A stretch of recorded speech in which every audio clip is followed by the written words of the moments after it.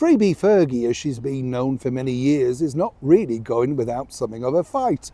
And this time, apparently, she's looking towards none other than His Majesty the King. That's right, King Charles III. Now, would you want to tussle with Fergie? As ever, let me explain. It's nice to see you. Thank you so much for joining me today. Almost didn't get my teeth in them, but you know it's a little cold out here.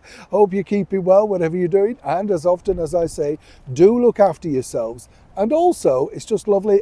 Thank you for all the recipes, all the favourite sweets, all the breakfast treats that you sent me. I do read them all. I see them all. A lot of them, as you say, are good. I just wonder, as I've often said about things like this, it's like the cereals. They just don't fill you up, do they? You know, an hour later down the line, you could just wolf the entire box of Frosties. You are. Well, that's the thing. No, but you know what I mean? Before, is it because you want more and you're not full? But suddenly you think, you know, you feel like a little bit woozy and you think, I'm now hungry again. I've tried everything. I know. Well, you obviously do a good breakfast spread. Maybe we should all come round to you, all 475,000 of us plus. You've got a big enough toaster. You look like you've got one. Absolutely. Let's get back to your royal story of the day. It's good to be daft. Don't worry. It's also, you know, there's so many people, oh, just get on with the story. We have to have a laugh. Life's about having a lot of fun. If you want to go boring, there's plenty. Do you know what I'm saying? We like a laugh here on this channel, right, chums? Somebody who's not having a laugh right now is, of course, the former royal known as the Duchess of York, Sarah Ferguson, simply Fergie now, right?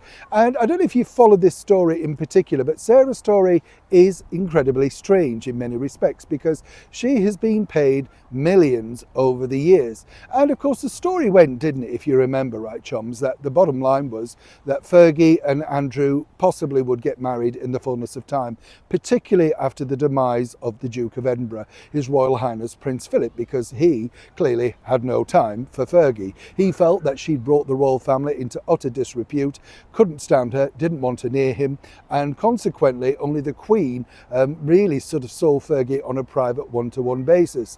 According to sources, though, this was really to appease her son, Prince Andrew, because apparently she felt locked out. Suddenly, even the Queen wised up, many people tell me, simply because Fergie once again was presenting huge bills that needed to be cleared. There's a reoccurring theme here. Now, as you know, Prince Andrew's been ostracised, leaving Royal Lodge, won't be there, whatever.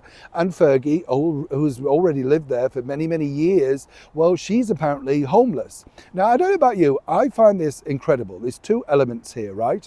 I mean, how can she be homeless? You know, you've got the ubiquitous Elton John, a big chum, always ready to be pictured with Fergie at the drop of a hat. Can't he put her up? She's got two daughters, equally with big power pads. What about them? And surely in that 16-bathroom mansion over in Montecito, I'm sure Meghan Markle could squeeze in a small put-up bed with a single duvet just for the short period, but you know what I'm saying. There are plenty of people that could take Fergie in. But according to sources, Fergie doesn't want to leave, well, the confines, if you like, the security, the element of the royal crown household, as you can imagine.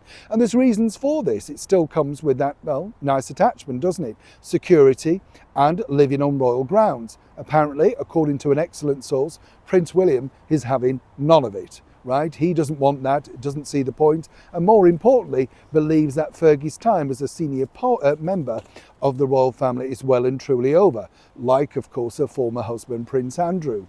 Apparently, though, according to an excellent source, Fergie has written to His Majesty the King, pleading for help and, of course, some direction of where she needs to go with her life. Now, what's interesting is Sarah Ferguson recently sold a Mayfair townhouse for $4 million. Where's that money gone, right? Consequently, a lot of people are saying, well, the money's gone because she has a lot of back debts and she doesn't really know which way to turn or indeed who to turn to.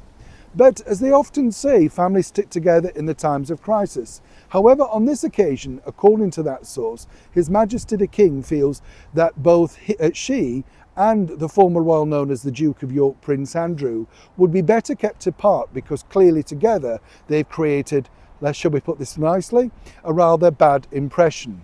And even though Sarah Ferguson is pleading with His Majesty the King for an interim accommodation, apparently the silence back has been something of a deafening, well, silence.